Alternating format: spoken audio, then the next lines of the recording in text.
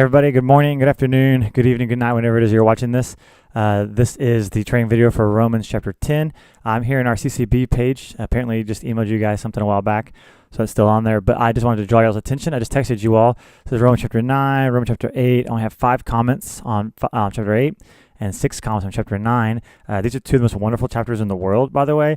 But we had a little break here. I noticed here we have a good 9 comments and a good 8 comments and 5, so did good there. But then we took that break for chapter 7 to do the work site, the work thing at the building week, and comments was dropped off the past 2 weeks. Please fix that. If that's your group not commenting on that, please make sure that you or somebody from your group is giving us some feedback. Again, the biggest reason is we don't want to start saying, well, all of our groups are thinking this way if we don't actually hear from all of our groups. So it's really helpful to know if all of you guys are saying the exact same thing. That's really helpful to let us know. If it's only just 4 or 5 groups, it's hard to get an idea of where you guys are as a group and what we're doing, if it's working or not working. So please give us this feedback. It's so incredibly helpful for me, G, and Chris when we're thinking about the lessons and what to do and what not to do. So please help us back. And again, you'll see Romans 10 is already posted up there, so you can give comments, and you can do that before or after the lesson. So as far as this week, Romans chapter 10, here's our destination.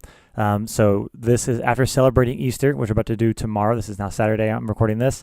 We want to discuss, we thought it'd be good to change it up a little bit here, but we want to discuss the mission of City Life Church and also discover how we can all join. Okay, a real big goal you're going to see here in this destination we're trying to get to is how do you join a mission bigger than yourselves? Okay, we talk a lot about you not being unashamed, and how can you join the story of His glory, and how can you be on mission for God, right? That's good, and those are good things thinking about. That's very individualistic. We wanted this mission to be more about the corporate us. Okay, so you hear us talk about moving from me to we or I to us, and some of those kind of things. So again, always remind your group, encourage them. I should change that. It's ugly looking.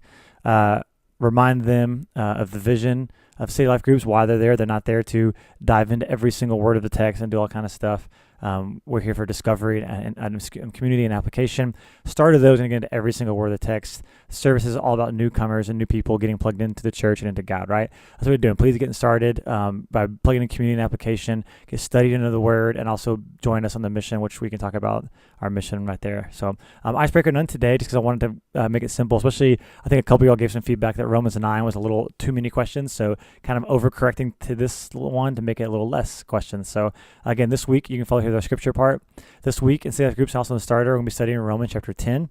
It is a perfect chapter to build on the Easter message as we discover how to appropriately respond to the gospel of Jesus. And I would even just, if I'm leading a group, Randy Willis, I'm just highlighting this word respond. Okay, everything we do in Christianity has to come as a response to the gospel, as a reaction to the gospel, not as a requirement for it. And that's just a huge distinction. So anytime I could drip in a little bit of that little gospel truth right there, I'm going to do that.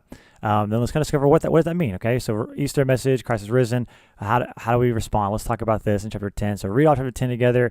We had a hard time with this lesson, figuring out where we're going to go at first, because there's just so many little bitty nuggets all throughout it. But we ended up deciding to kind of land on these 3 or 4 verses here. So after you read the whole chapter, hey, let's go back and look at verse 13 through 15. You see it there in the page. Here it is. Okay, we're going to focus on these verses the whole time. So we're not going to have 3 sections, a little bit different here.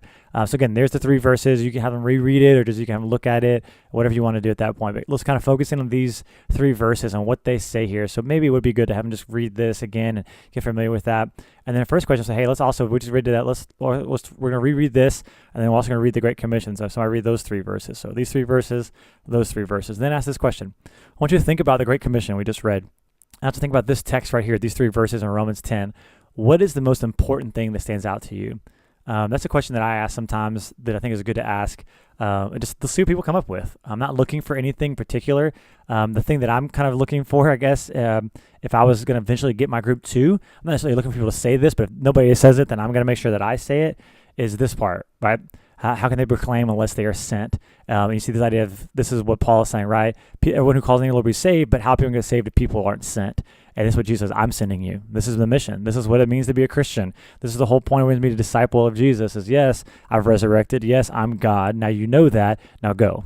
right? So for me, that's the most important thing, right? That might not be the most practical, that might not be the most earth-shattering thing for you when you read this, but it is the most important thing. So again, I would highlight that word important. And that's, to me, that's the connection that I draw out. Chris, I think in our study talked about this part right here. It says, how beautiful are the feet to those who proclaim the good news. Where are your feet taking you? I thought that's a great way of thinking about that. What's the path that God has on you? And you're not just a banker, but you're a banker who has been sent into that banking world, right? So here's the thing I put here in red, and it's a little bit different. I put it in red and in bold because I want you literally to read this to your group. I even have this, I believe, let me show you, on the sheep guide for 10. Let me make sure, yep. So even the sheep guide, they're going to see this too, right? They're going to see that in red. They're going to see this whole red part. So you can have somebody, I would encourage you actually, the more you can get other people reading, have other people read because you're already talking a lot. So have somebody else read this, okay? And make sure it's clear, okay? And we'll read it with Taylor right now, right? Last week in chapter 9, we asked you as an individual to think about who are your people, like Paul's people were the Jews. Who are your people that you're burdened for and you just desperately wish that they knew Jesus, okay? And then we also asked last week, and what are you willing to do about that, right? But their lack of relationship with God, okay? We asked this question, where are you sent? This week in chapter 10, we're asking, where are we sent? Okay, this week, we want to move to discussion of missions and join the story of His glory from a me to a we discussion. Okay, so at City Life Church, how at City Life Church can we move you from a me to a we? Okay, so yes, a lot of things that you can do. We're even talking about you a little bit here, but into from me to a we, right? So then I would put this part. This is then again a little statement I could read before I get into it, right? All right, so every person is sent out. We just talked about that here. Every person is sent out to make disciples. A church is a gathering of people who are sent to the same place with the same mission. That's what it means. Like church literally means gathering, okay, an ecclesia, an assembly of people who are sent to the same place with the same mission. So with that said, what then is the mission of City Life Church? Okay, unless you have a leader in there who's heard our vision statement over and over again, even with you guys, I don't think all of y'all know it off the top of your head, but if you don't know, it is that we exist to honor God by establishing Christ-centered, Spirit-empowered, and socially responsible churches and campus ministries in every nation. Okay, if nobody in your group knows that because they haven't heard us say it a million times, then one thing, if they get stuck, have them look at their website for clues. Don't tell them, okay? And don't tell them these three. I'm just put that there for you. That's what it means. So hey, if you don't know what a mission is, well, go to the website. It's on our CLC website. I believe it's on the first page. It'll tell you right there, boom, like the very first thing you see. That's our mission statement. Oh, okay, that's what it is. So you're giving them a resource. They find it, okay? You could say, if you have time, you want to, I'd be curious to add here, what's your favorite thing about that statement? Pick one thing. What do you really just like about that? I might ask that question as a follow-up right here. Again, if you don't have time, then don't, but that's something to maybe think about. But then do ask this question. Based on this mission statement, what are the three main traits of disciples that we are trying to create at CLC? Okay, and it's obviously the Christ-centered, Spirit-empowered, socially responsible. Okay, so we're trying to identify these three things. Say, okay, if that's not confusing, what we're saying, what we're trying to get at here is that City Life Church, we hope and pray, and we are working with fear and trembling on producing in ourselves as pastors and leaders, but also in all of you and all of our members, that you are Christ-centered, you deeply know the gospel. That's where Quitter is coming to play. You're very Spirit-empowered, okay, not empowered to be weird. I don't know why that E's capitalized, forgive me, but empowered to be on mission, okay, and then also you're socially responsible. You're not just thinking about inside in the church, we were thinking outwardly and changing environments, okay, changing your workplace, changing evil and suffering that's in the world, not just temporary, but eternal suffering as well. So these three things, these are three characteristics. What if for us, we're like, and this kind of next question, right? What kind of church will we be if we have these three traits as above in spades, and why is that incredibly valuable?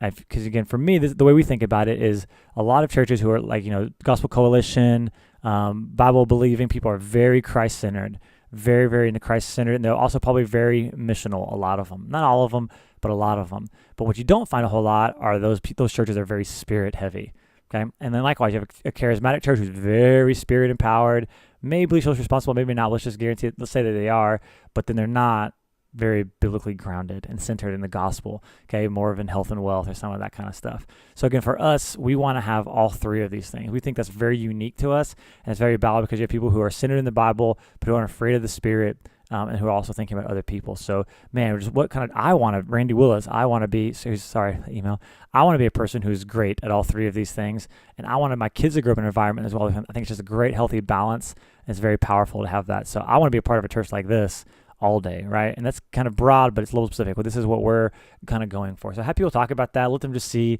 what they say. Why is that valuable to you? Why do you think that's important? to have 3? You know, well, I just really like the socially responsible part. Like, that's true. We have that in there. But why is it valuable to have all 3 of them? How is it all 3? Don't talk about one of them individually, but how all 3 of them together are incredibly valuable. It's the well-rounded Christian that we think. So that's what we're going for. And there's different degrees you can be in all 3 of those things. So it's the highest degree possible is what we're going for. So question 5 then, right? CLC that has multiple ways to be a part of what God has burdened us to be, which is this right here. Okay. So what are the ways that you are currently right now serving or leading this mission of ours into reality? Okay, what are some ways you're doing that and why? Okay, so for you, leader, go first, because it might not be clear. Here's what we're asking. So for you as a leader, say, well, so like for me, and since Randy Willis, I'm leading the City Life group.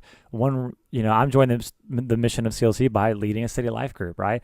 And why do I do it? I do it because I desperately want to see this be reality in all of you guys. I want to see you just be in love with Christ and centered and walking in boldness and confidence and power of the Spirit and not selfish and caring about other people and incredibly generous with everything we have. Like I want to be a part of that, and that's why I'm here. This is why I do what I do. Or if you're a greeter or an usher or a logistics person on the worship team, or whatever else you do, right? How is you doing what you do a part of that, right? You guys are a lot more holistic, right? Versus like Holly answers this, or if you like the exchange ministry, right? And you're very socially responsible. And maybe these other things happen. You definitely need the Spirit and definitely got to know the gospel, but maybe you just care about the socially responsible part. That's okay. You don't have to be all 3 things all the time, but man, yeah, this is how I'm doing it. I'm joining the socially responsible part, or, I'm, leading in Unhinged in prayer, or I'm leading the good part, right? Terrence, come on. Or I'm leading, quitter classes or stuff like that, or I'm doing Bible study, the way I teach Bible study, I'm doing that, right? Whatever it might be, how are you joining the mission of God and why? Now, we had a little bit of debate not debate, but just concern with me and G and Chris about, hey, what if people don't talk? Do you go around and ask everybody to answer this? Do you just kind of let it be awkward? So again, leader, you go first, so that make sure that you explain kind of what's going. And it depends on your personality. For me, I like to make everybody go around. Chris said for him, he likes to kind of maybe call on one person. Like if Terrence was in my group, I'd say, hey, Terrence, why don't you explain how this works for you, right? Because I know Terrence and I know he's a leader and I can do that, right? Versus I'm not going to pick on a new person or somebody I don't know very well. So again, pick on somebody, do that, or let it be quiet. Or Chris had another question he thought of here, like, hey, well, what's another way you were ever a part of a mission that was bigger than yourself? Right? Maybe you did it another way. If they, well, I don't really know what you mean, or they're quiet, like, okay, well, hey, I know you work at Target. How did you help Target accomplish this mission by your job? Well, I just stocked stuff at midnight. Yeah, but if you don't do that, then they can't serve people. They don't serve people. There's a vision. So help them to understand that we are number 6, right? Help them understand that they are serving a mission greater than their own, or they're not. And then ask this question, number 6, why? Why is it so important to serve a greater mission than just your own? Sarcastically, don't say this to your group. Sarcastically, I put on here, see the Bible. Okay, that's Jesus. That's everybody. That's the whole point of it. Mark 10:45. I didn't come to be served, but to serve and give my life as a ransom for many. I don't do anything unless the Father tells me to. Everything is about this. Paul is about this. Moses is about this. David is about that. Every person who's ever encountered Jesus, this is their point. This is what it is to serve something greater than myself, right? In Quitter, we always say, right, you're not created for approval. You're not created for comfort. You're not created for security. You're not created for fill in the blank. You're not created for relationships and like romantic relationships. Not why you're put on this earth. You were created to serve a greater mission than your own. And that's the story of His glory. So how do you do that? That's what we're about. So why is that so important? I got just the selfishness, part of that is just worth it in spades right there, right? So why is such a big deal? Get people thinking about that. Help people see that. Again, the big goal right here, again, at this point, we're going to end and go into the application part. But again, the big point of this 6 questions here is really getting this discussion, okay? We want to discover what is, I think really these questions right here. Yep, these 3 questions right here, we're really trying to discover what is the mission of City Life Church, right? Make sure we're clear about that. And then with this question, we're really trying to discover, okay, how do you join that, or how can you join that, right? And even by other people just saying, this is what I do, this is what I do, you're informing people what to do, but also why. That's the why question here is equally or maybe even more important than anything else. Well, why do you do it? Well, and don't let anybody say, well, because Randy told me to, right? I've heard that a few times, right? But why? If Randy's just telling you to, then let's really evaluate why. That's not the reason why. Why? Well, because I'm scared of this, or I want to do this, or okay, maybe my motives aren't as great. Well, I don't know why I'm doing it. Or that's a really cute girl in that ministry, or good looking guy, whatever it might be. I want people to like me. Why? Why am I doing what I do? And hopefully it's a good reason, right? Because you want to see this mission come apart. But even if at least it's a confession, I'm not against that myself, okay? And then split them into their groups. And then you can ask this question, which we're trying to stay away from in the big group top. G had a good point here, okay? For those who are not, I would ask this, and you're with your partner or the two people who are with you. If you're not serving at CLC, how can you get involved with a greater mission than your own at CLC? Okay, and then as whatever gifts, passions, or burdens you have, this would be a great place to start. Okay, so again, we're not going to ask this question like we're asking right up here. Can we ask it positively? What are the ways that you are serving or leading? If somebody says, "Oh, well, I'm not really serving or leading," right? Okay, that's fine. Let's move on. We'll talk about that in a little bit. Okay, don't say if somebody's not serving, don't really bring that up. We're not talking about that. We don't want to embarrass them in front of the whole group. Save that for the one-on-one time down here. I think that's more apropos. Okay, I'm really not serving. Okay, well, what can you? How can you start getting involved, right? I think I put it on here. Well, I meant to put it on. Yeah, here you go. If serving at CLC has gotten stale for you, should you ask for more of a serving or leadership role? Who are you going to talk to immediately? The answer is yes, by the way. So if serving has gotten stale for you, you're kind of getting frustrated. Not frustrated, but you're kind of getting bored. Stale, bored, right? Frustrated, angry are different emotions, but like, yeah, I'm just kind of going through the rhythms and just kind of doing it, but I don't really care. That's what I'm looking for. If that's you, okay, maybe you need to ask for more weight, more of a leadership, right? You guys know as leaders, City Life Group leaders, the more you lead, the more you're growing. And that's more challenging and it's more struggling, but it's also where you grow the most, is when you lead the most. So who should you talk to? And talk with your partner. And I think, I really want to work with children, so I should talk to Sasa. Okay, I really want to work with greeters, I should talk to Brandy. I want to do some more SNL stuff, I'm going to give Randy a call, right? I want to do worship, talk to Casey or Emmett, okay? Whatever it might be. Who is somebody? Let's get a plan, right? Get a specific idea of plan. And then let's take this into some community time, right? So what is the most frequent or obstacle or obstacles to you serving the mission of CLC, right? Or maybe it's a big the obstacles for you serving with joy and passion. It might be like a physical thing, like my schedule, or it might be just like an immaturity thing or a sin thing or whatever that's taking away my joy and passion of that, right? What is the most frequent thing? Let's just confess that a little bit, and then ask yourself this question. What truth or truths about the gospel do you need to remember this week as you join the story of his glory at CLC? Okay, well, here's my obstacles. Here's why I'm struggling, right? What do you not, we don't want to go, we just need to do better. Just do better. No, we'll get there first, secondly, but first let's make sure of this. What if I forgot? All of Christianity is about remembering for Christians. If you're a Christian, it's all about remembering who you are and whose you are. So what truths about the gospel do you need to remember this week, and how can you drill it in really deep? And then really just pray that for one another. Pray for courage and boldness to take a step and being unashamed of the gospel by serving a greater mission than just your own. Pray for that one another, encourage one another, get a word for one another. Also spend some time praying for just needs outside the lesson. So again, I hope that makes sense. But again, you see our goal here, what we're trying to get to. We're trying to get to celebrating after Easter, right? After Romans 9 and all the greatness that is. Okay, this part of Romans 10 we think is really great, right? That if this is who Jesus is and he's what Easter says he is, the resurrection says he is, that if you call upon his name, you'll be saved.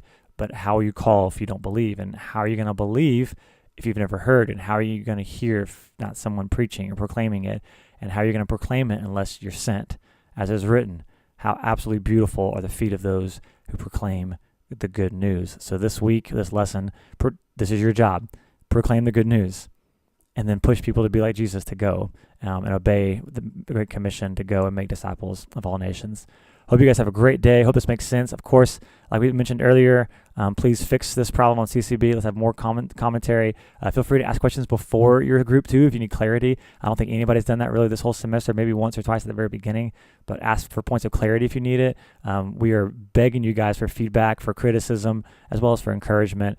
Don't feel like you have to always be positive and encouraging. That's great, but if there's something we can do better, let me know. Or if you change things up, let me know. I loved how Danny put her correction for the community and application part last week. And I was like, oh, that's a brilliant way of thinking about it. Never saw it. And now we're going to do that the way she does it forever because I like it. It flows better. So help us out. Please make this better. And again, for you, sweet Jesus, please remember why we do this, is that we're all about leading people closer to Jesus. We're joining the mission of God by leading City Life groups. So what else could we do that's more important or more eternally valuable than that, right? So get after it. Appreciate you guys. Proud of you guys. Let me know if you need anything. Talk to you later. Peace.